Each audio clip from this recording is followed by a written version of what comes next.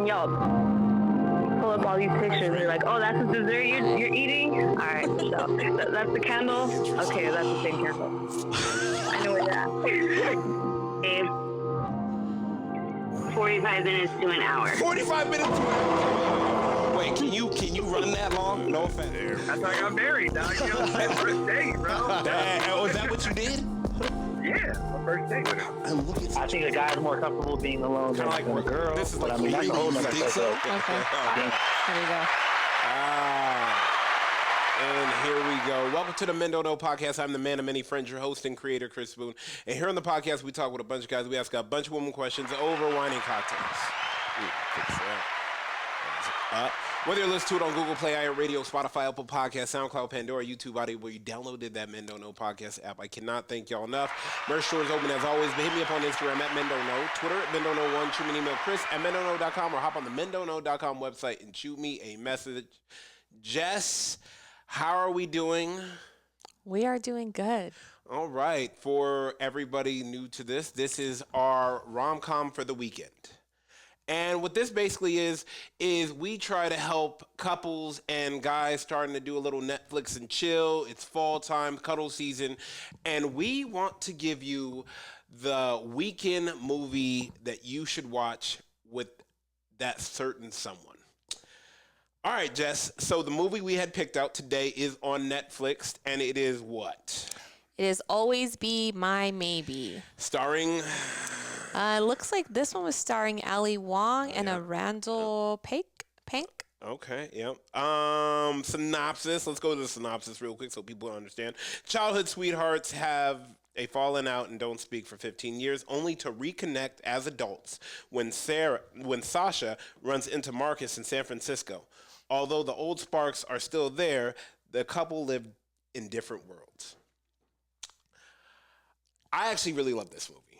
I loved this movie. Anybody who listens to the show would know sarcasm is our thing. 100%. And this movie had loads of it. It leans on it like so much. My biggest takeaway is like it's always I often wonder when people don't like people have best friends and they never give it a try.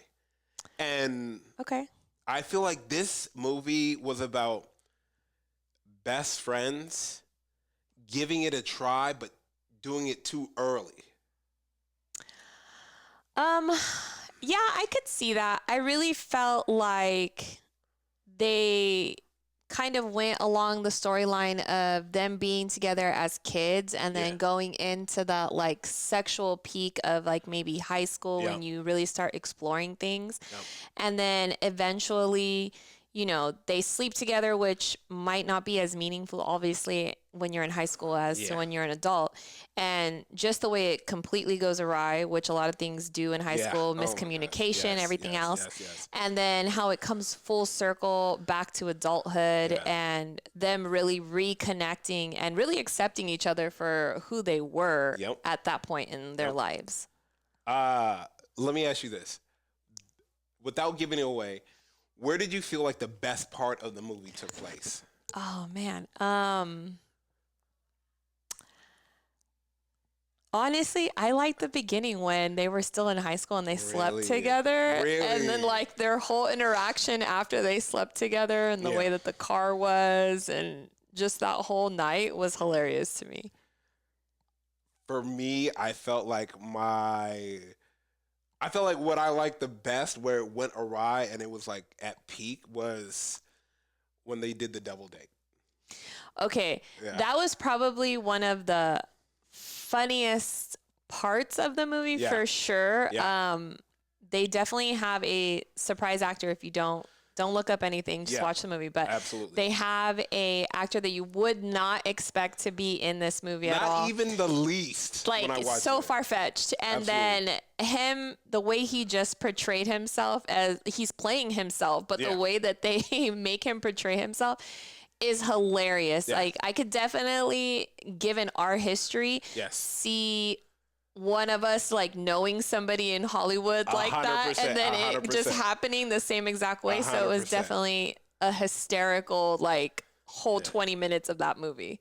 Where were the slow parts, do you feel like? Definitely when there was a great loss towards the beginning. I wasn't really expecting that. I felt really bad. It was sad. So it pulls on your heartstrings. It has humor. It has a little bit of everything. I feel like the best part about it having a little bit of everything, I feel like the ending was like, oh my God, I cannot believe that happened.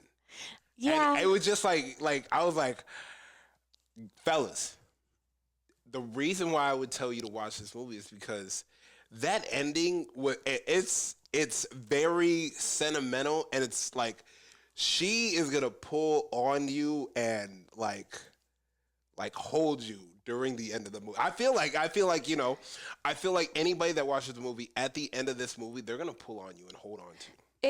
It's definitely a good movie. I feel like it's a good movie for couples who have been together for a long time. Ooh, it's also a yes. good movie for maybe even a fresh couple, just because of the fact that it's definitely a rom-com, but it's not like over the top where a guy's gonna get bored watching the movie. Yep. There's a lot of reference.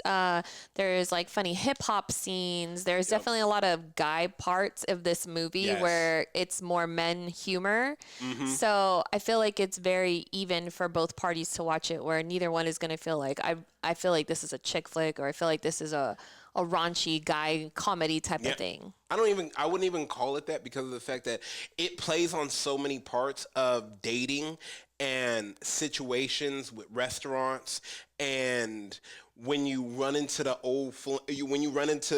was gonna say meeting new ones too. Meeting new ones, running into the ex, and you're getting to see who they're with versus who you're with, and you're getting to see like, damn, like yeah, I was the best she ever had, or damn, like you dropped the ball on this one, or realizing that you still have feelings for that person because you don't see them like that until they're with somebody else, which I feel like does happen to a lot of people. They think they're over a situation until they see that person back with someone else, and now it's like, oh, well, that person's not good enough. Yeah, like why are they with them? So definitely a good watch. I think I don't know, my biggest takeaway from this movie in telling why everybody should watch this movie is the idea of this is real, like this could really be real life. Like 100%. I feel like and especially now in this certain part in this day and age, I feel like a lot of people are realizing they may not have picked who they thought they wanted to pick. I can agree with you there. I feel like this movie, even though it has like some outlandish scenes, 100%. it definitely is very realistic. Yes. Like I could see every single one of those scenarios happening To me, yeah.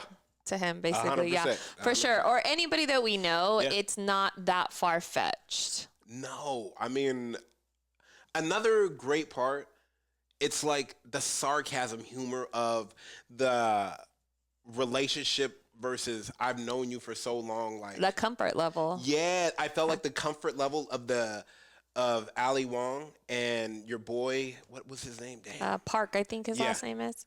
Ali Wong and Randall Park. I Yes. feel like just the comfort level of the sarcasm.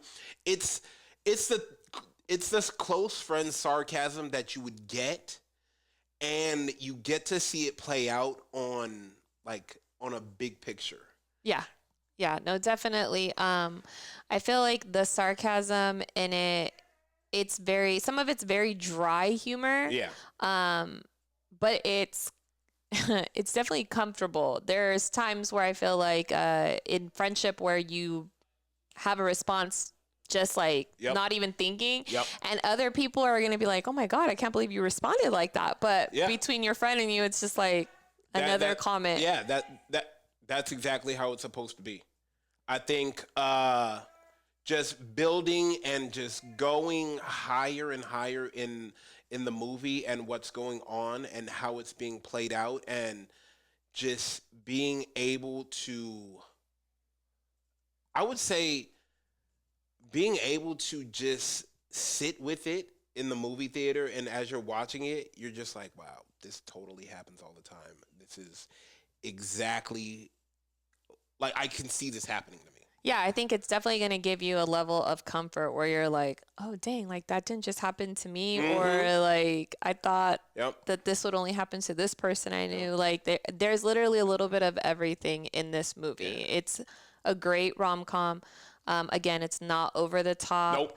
It is perfect for new couples, older couples. There was a lot of scenes where I had rewatched and my husband's walking by like, what the hell did they just say? And it's just like, yes, I know. It's funny. Let me ask you this. On a rewatch scale, what would you give this movie on a playback level?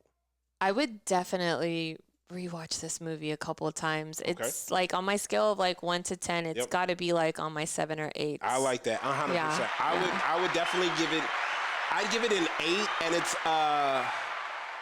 a heartstring movie where it's always a good playback movie. So yeah. Yeah, 1,000%. I definitely recommend that you guys watch it. So if I were you guys, check it out on Netflix. Always Be My Maybe.